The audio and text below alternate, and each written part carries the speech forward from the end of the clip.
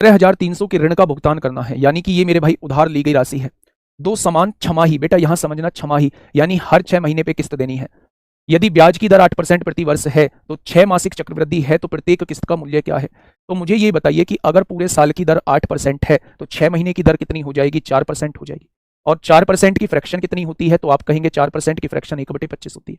यानी मेरे भाई अगर आपने 25 रुपए उधार लिए हैं तो 6 महीने बाद आपको 26 रुपए जमा करने होंगे। दूसरी किस्त में आपने 625 रुपए उधार लिए हैं तो आपको 676 रुपए जमा करने होंगे। 25 का स्क्वायर 625, 26 का स्क्वायर 676। अब दोनों समान किस्तें बोली हैं तो इसको समान करने के लिए यहां 26 की गुणा कर दीजिए। तो यहां भी मेरे प्यारे दोस्त 26 की गुणा होगी, हो जाएगी। 25 छिक्का 150 को जीरो हासिल 15, 25 दूनी 50 और 15 65 हो जाएगा। 650 रुपए आपने यहां लिए, 625 रुपए आपने यहां लिए, टोटल 1275 रुपए आपने ले लिए हैं। ठीक है, अब देखिए मेरे भाई उसने कहा है टोटल 15,300 रुपए का भुगतान करना है। टोटल 15,300 रुपए का भुगतान करना है। तो एक पार्ट की वैल्यू बता दीजिए। 25 पंजे 125 होता है, 25 एकम 25 होता है, 25 छिक्का 150, 25 एकम 25, 25 दूनी 50 हो जाएगा। ठीक है, 51 एकम 51, 51 दूनी 102, एक बराबर 12 आ जाएगा।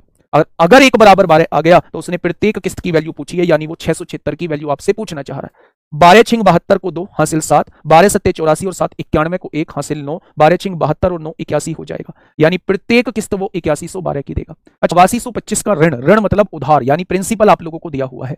दो समान किस्तों में पैसा लौटाना है, अर्धवार्षिक लौटाना है, यानी 6 मासिक चक्रवृद्धि। अर्धवार्षिक का मतलब होता है 6 मासिक चक्रवृद्धि। आगे बढ़िए।